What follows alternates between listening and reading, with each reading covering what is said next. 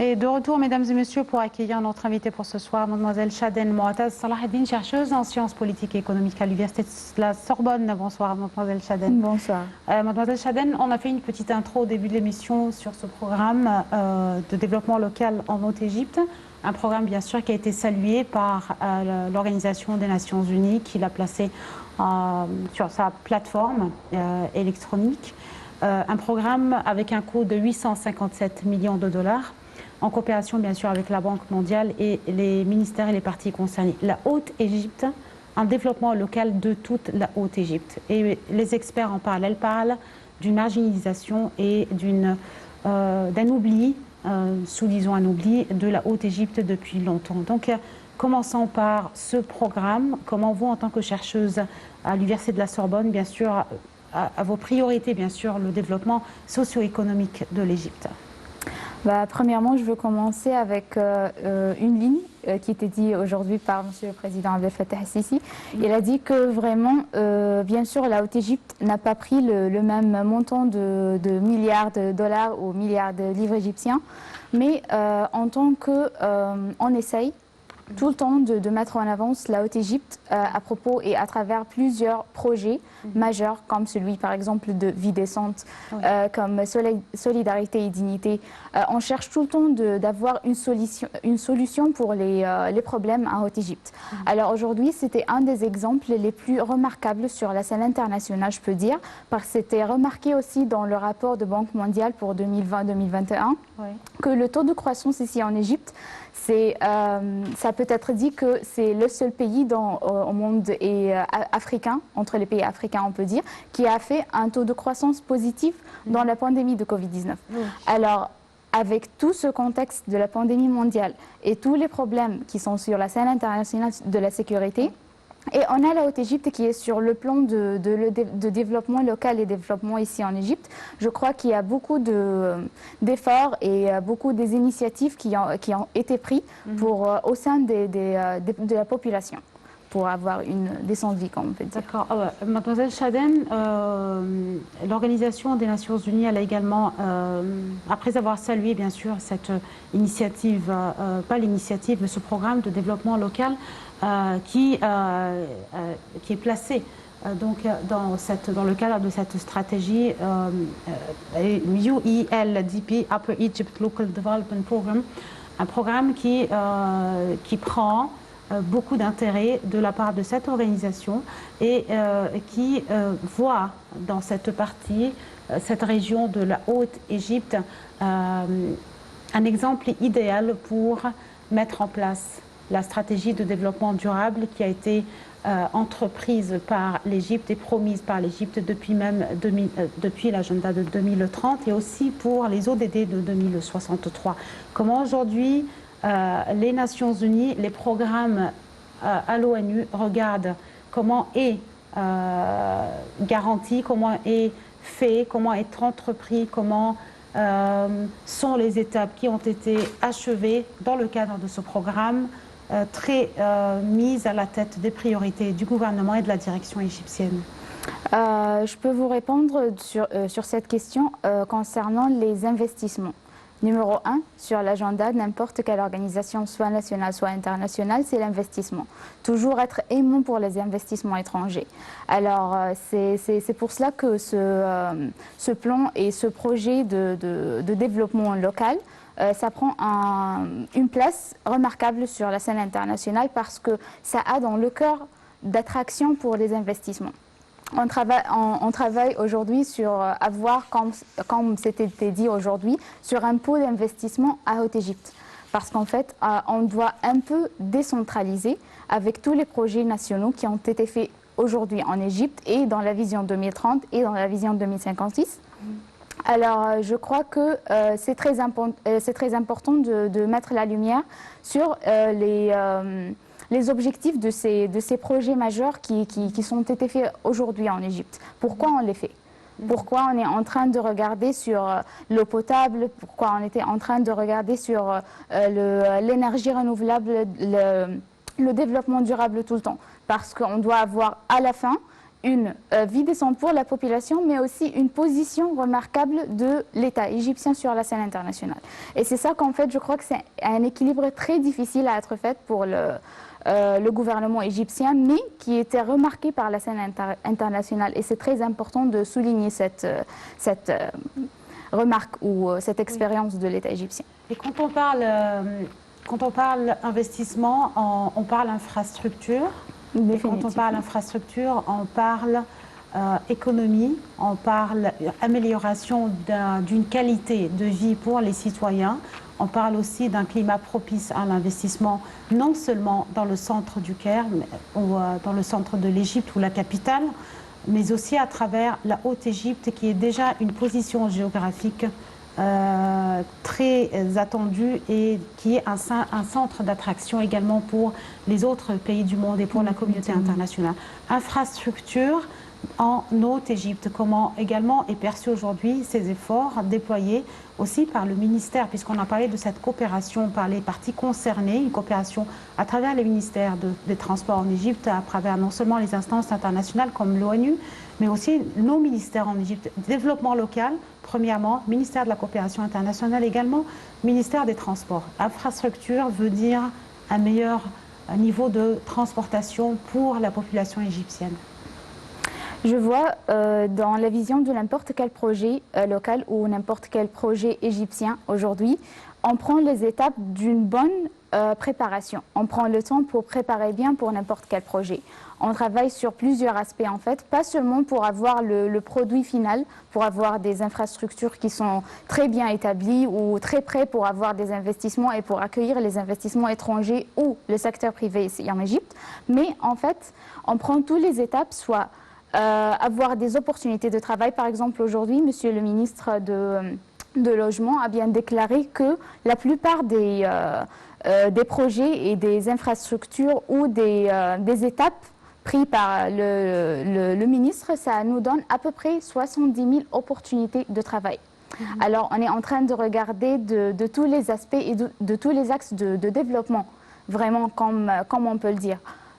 Soit avoir des opportunités de travail, soit avoir des rassemblements urbains qui sont autour de ces développements-là, soit avoir une visibilité et communication autour de ces événements parce que c'était majeur et auparavant on n'avait pas cet couvrage médiatique et communication sur les projets. C'est pour cela on n'a pas entendu de plusieurs projets par exemple, mais là on est en train de faire face à des projets qui sont remarquables et qu'on peut entendre leur voix avec l'impact et les opportunités qui profitent. Aujourd'hui aussi, on est en train de voir qu'on doit préparer les jeunes, on doit avoir des universités, on doit avoir de l'éducation, on doit préparer le transport. Tu vois, on prend tous les aspects du développement pour avoir un seul produit à la fin. Et ça, c'est ce qui nous garantit vraiment le succès de ce projet. D'accord.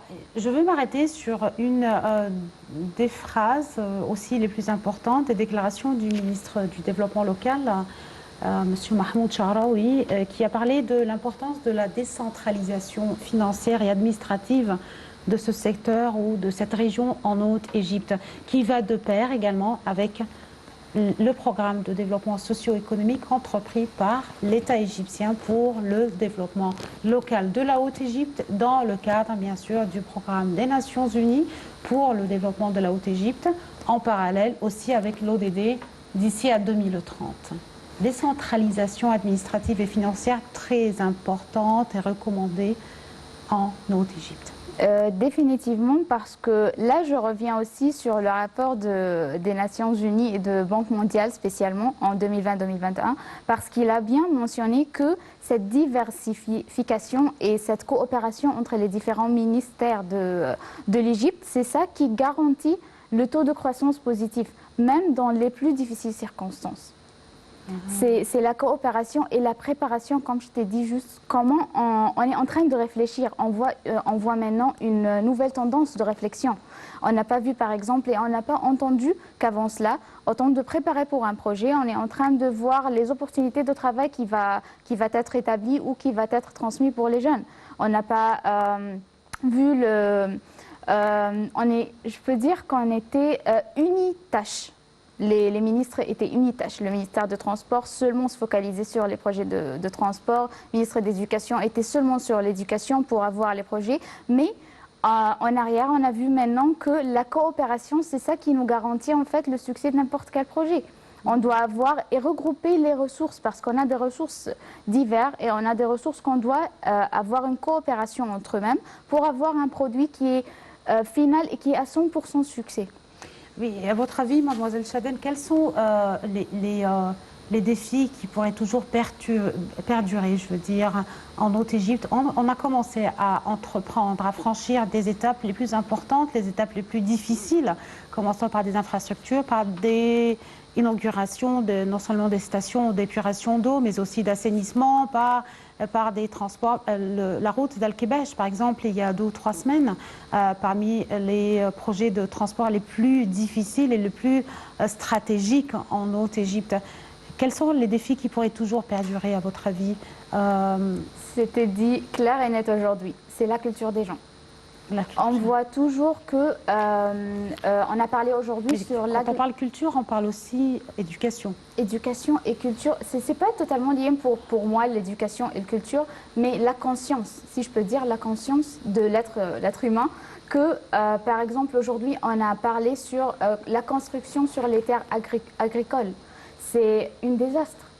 Bah, comme monsieur le président il a dit aujourd'hui, في القرن ال15 قبل الميلاد بدأ في البنى الآثار الموجودة avoir des autres terres agricoles autant que je l'ai gratuitement et ça me coûte plus d'argent et milliards de livres égyptiens. Alors je crois que les gens facilitent un peu la vie et disent bah non, c'est plus simple pour moi de rester là et les services vont venir jusqu'à moi. Mais si j'ai le projet ou le service garanti, je dois changer la conscience et la culture des gens autour de ces projets. Ils doivent sentir que ce sont nos projets, nous-mêmes, en tant qu'Égyptiens et Égyptiennes. Ça ne veut pas dire que, par exemple, la route de Kebesh, comme vous avez dit, bah, je peux voir dans 2 ou 3 années, malheureusement, tu peux voir que quelqu'un qui a crié partout, par exemple la pollution. Oui, mais en parallèle, on voit aussi, on touche cette sensibilisation chez la population égyptienne également, au fur et à mesure que les années passent, que les projets de développement incluent la jeunesse, incluent la femme, en parallèle avec l'autonomisation de la femme, les projets, les petits projets, les SMEs, Small Middle Enterprises, l'entrepreneuriat pour la jeunesse, on touche donc cette sensibilisation à travers ces projets de développement sociaux et économiques aussi. Mais on parle d'une toute petite tranche de la population en fait, et spécialement en Haute-Égypte. On parle d'une... Quand on a vu de faire le projet d'une vie décente, on a fait en Haute-Égypte, pourquoi ? Parce que le niveau de vie, vraiment, c'est désastreux là-bas. Et on doit avoir plusieurs axes de rénovation dans cette partie spécialement, Haute-Égypte. C'est pour cela, le projet de vie décente et solidarité et dignité, ça nous donne la possibilité de changer cette culture, de travailler sur l'être humain lui-même. L'être humain. Ouais. D'accord.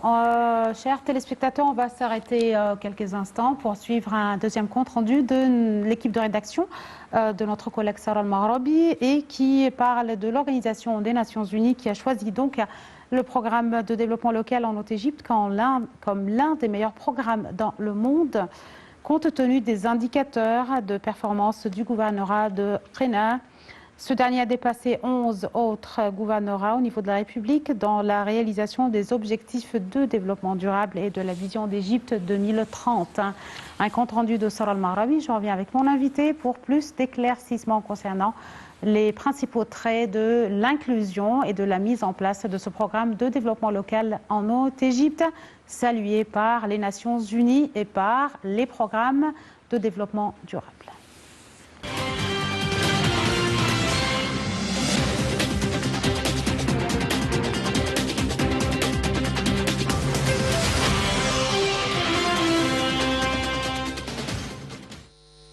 L'Organisation des Nations Unies a choisi le programme de développement local en Haute-Égypte sur sa plateforme électronique comme l'un des meilleurs programmes mondiaux pour atteindre les objectifs de développement durable et lutter contre la pauvreté dans le monde, compte tenu des indicateurs de performance du gouvernorat d'Okona, selon laquelle ce dernier a dépassé 11 autres gouvernorats au niveau de la République dans la réalisation des objectifs de développement durable et de la vision d'Égypte 2030.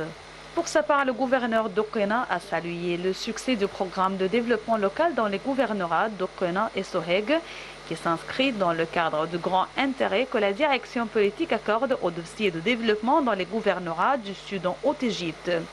Il a souligné l'initiative présidentielle Vie décente qui va de pair avec le programme de développement local en changeant les paramètres de la vie et en développant la campagne égyptienne dans l'extrême Haute-Égypte après de longues décennies d'abandon et de marginalisation. Le programme de développement local en Haute-Égypte est l'un des programmes du gouvernement égyptien d'un coût total de 957 millions de dollars, auquel la Banque mondiale contribue avec un prêt de 500 millions de dollars pour soutenir la fourniture de services d'infrastructures complets. Et d'ajouter que le programme de développement local en Haute-Égypte est un programme de développement qui vise principalement à relancer le développement dans les gouvernorats d'Okona et de Soheg et qui peut être généralisé dans le reste de la Haute-Égypte.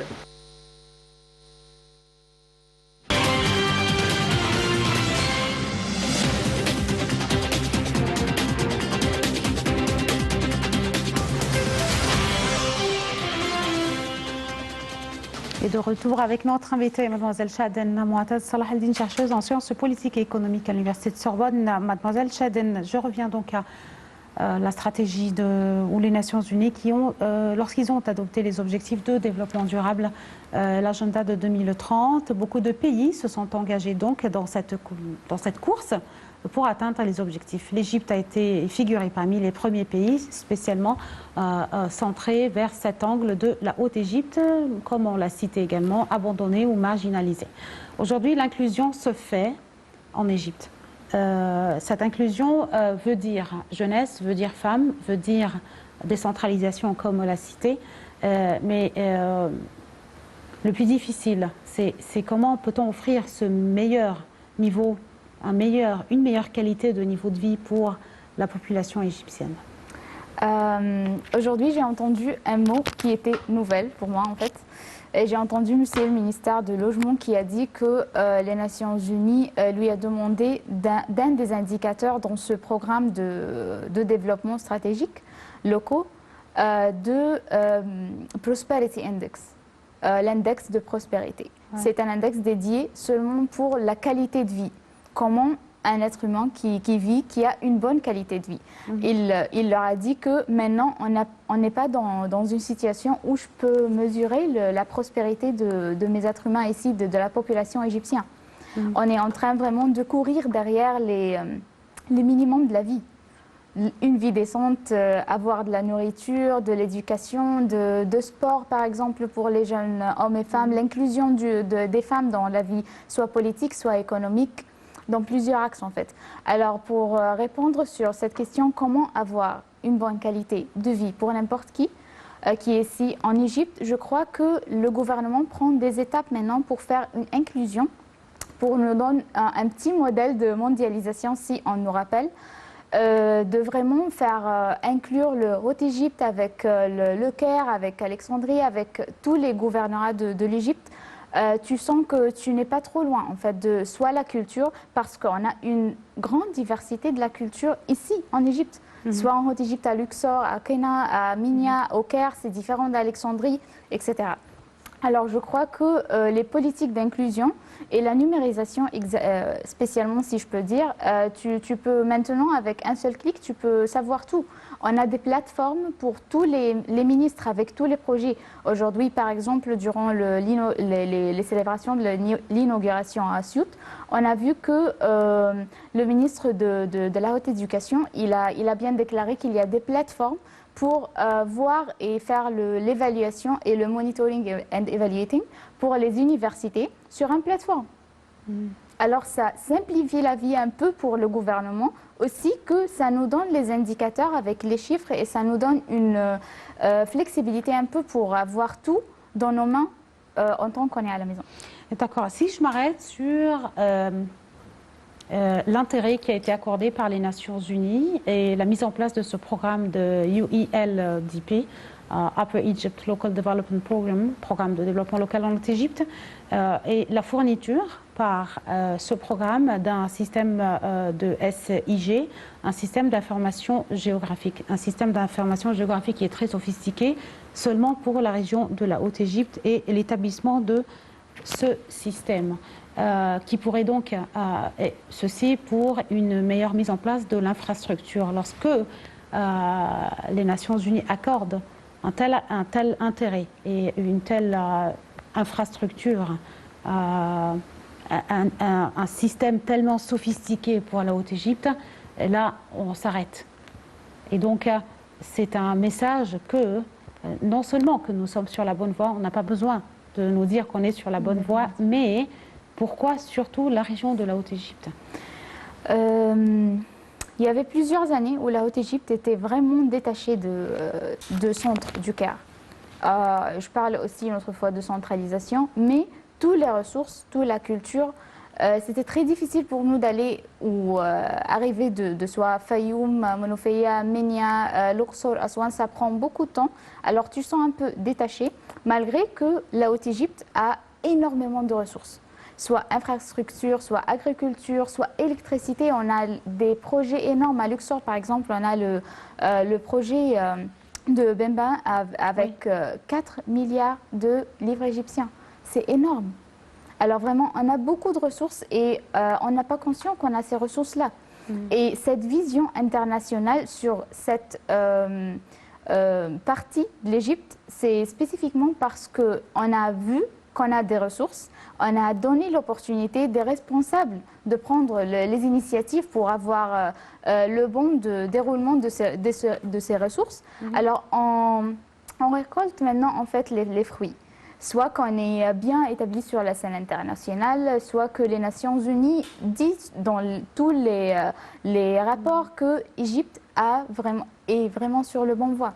Parce que d'après les rapports des banques mondiales, des PNB Paribas par exemple, les agences de notation également, les Exactement. instances économiques et régionales économiques Ils aussi, ont dit financières. Oui. Ils ont dit que là, d'ici dans 10 ans par exemple, l'Égypte sera un pionnier et un leader dans la zone africaine. Et si on s'arrête surtout aujourd'hui avec l'inauguration de ce complexe de production d'essence. Exact. La purification d'eau par exemple.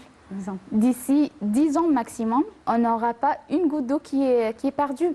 Alors là, je crois qu'on est vraiment en train de faire une révolution de manière de réflexion. Comment on peut réfléchir? Dès qu'on a vraiment connu comment on peut réfléchir et comment faire de coopération successive entre les différents acteurs de l'État, on a eu maintenant des projets qui sont bien entendus internationalement, qui ont un impact sur la scène locale et nationale pour le peuple égyptien. Oui, j'ai effectivement un collègue aujourd'hui avec nous parmi notre équipe qui voulait décrire les projets de développement locaux en Haute-Égypte avec un seul thème, de la souffrance à la renaissance. Exact, je crois que pensez-vous ça tombe très bien, je crois, parce que vraiment c'est une renaissance, mais c'est une renaissance, c'est pas seulement pour la Haute-Égypte ou n'importe quel projet spécifique, mais je crois que c'est une renaissance dans plusieurs aspects en fait, ici en Égypte, et on le sent. Oui. Le plus important, c'est qu'on le sent. D'accord, et on va s'arrêter, chers téléspectateurs, encore une fois, pour un dernier compte-rendu de notre collègue Sara Al-Maghrabi, les dernières déclarations du ministre du développement local, M. Mahmoud Charaoui, qui a déclaré que le programme de développement de la Haute-Égypte a bénéficié au cours des 3 dernières années d'un soutien sans précédent du président Abdel Fattah al-Sisi. Il a affirmé que ce programme avait adopté une approche unique et réalisant le développement et l'amélioration de l'infrastructure, le développement économique et l'efficacité de l'administration locale. On suit ce compte rendu, on revient avec quelques autres questions à mon invité pour ce soir.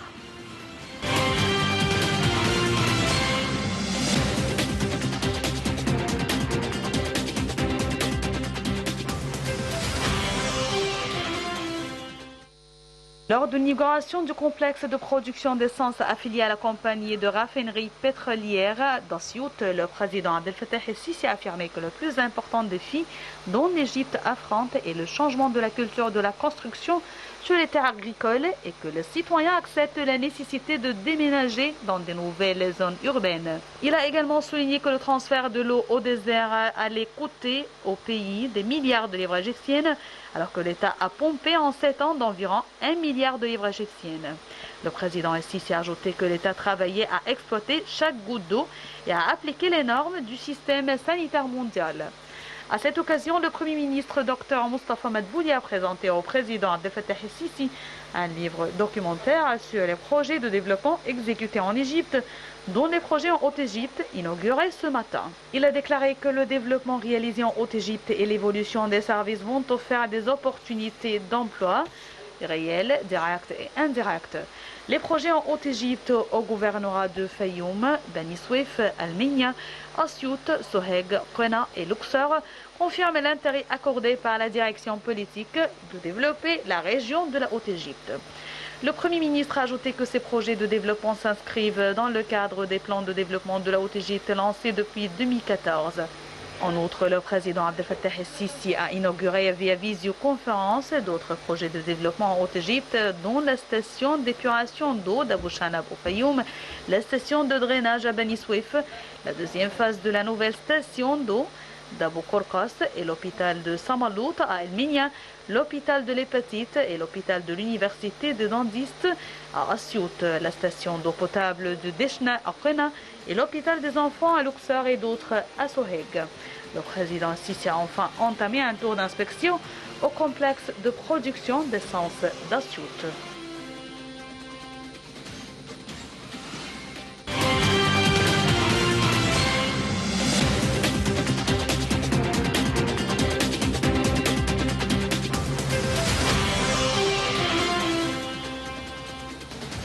Et de retour avec mon invité, Mademoiselle Chaden, à part l'inauguration de la station de complexe de raffinerie de pétrole, les autres projets inaugurés par le président El-Sisi par visioconférence, projet de développement en Haute-Égypte, station d'épuration d'eau à Bouchanab Fayoum, la station de drainage à Bani Souef, deuxième phase de la station d'eau d'Abou Korkas, l'hôpital de Samalout à Menia, l'hôpital de l'hépatite et l'hôpital de l'université de dentisterie à Assiout, la station d'eau potable d'Eshna à Ena, l'hôpital des enfants à Luxor et d'autres hôpitaux à Soheg. La santé, un dossier crucial, épineux en Égypte depuis longtemps, un fardeau qui pesait sur l'Égypte, mais aujourd'hui, après les initiatives commençant par l'élimination ou l'éradication de l'hépatite C jusqu'à aujourd'hui, et comment est confinée, comment est cadrée la pandémie du Covid-19, comment vous voyez ces étapes avec en parallèle l'inauguration de ces projets concernant d'infrastructures aussi pour les hôpitaux en Haute-Égypte? Je peux répondre à cette question sur deux aspects, le passé et le présent, parce que le présent c'est un peu lié à l'avenir. Le passé, c'était bien clair et net au cours de la pandémie de Covid-19 que l'Égypte a bien focalisé ses ressources. Quoi donner à qui exactement? Et ça a fait une grande différence parce que, par exemple, on peut dire sous le parapluie de développement économique, on a pu donner des allocations, par exemple, aux familles qui sont très affectées par la pandémie. Le secteur du tourisme, c'était très affecté. Alors, on a donné des allocations aux familles qui étaient affectées par cette pandémie. Aussi que le focus ou je peux dire le rassemblement de ressources pour avoir des solutions rapides à la situation sanitaire ici en Égypte durant Covid-19. Ce qui nous met maintenant sur une position, je vois que c'est pas trop dévastatrice, comme je peux le dire. Il y a des autres pays que c'est vraiment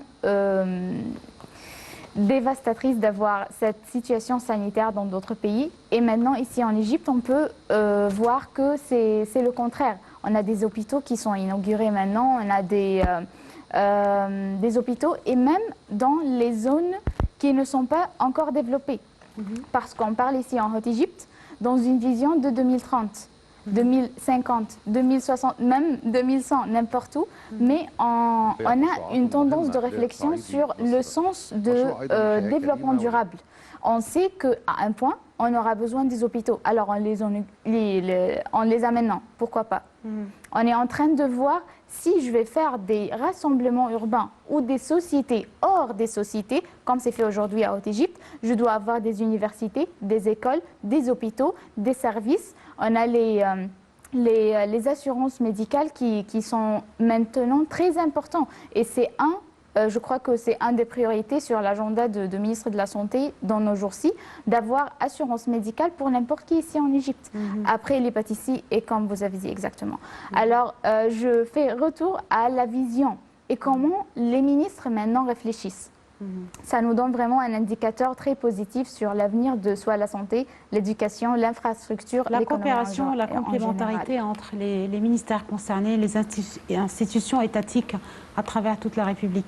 Et dernièrement, mademoiselle Chaden, avant de clore ou de clôturer cette émission, comment vous étiez pendant des années à Paris en France, puisque vous êtes la fille de l'université de la Sorbonne, très brièvement, comment vous voyez l'Égypte et comment l'Égypte a-t-elle pu contenir la propagation de la pandémie du coronavirus et les variants du coronavirus qui ne s'arrêtent jusqu'à aujourd'hui?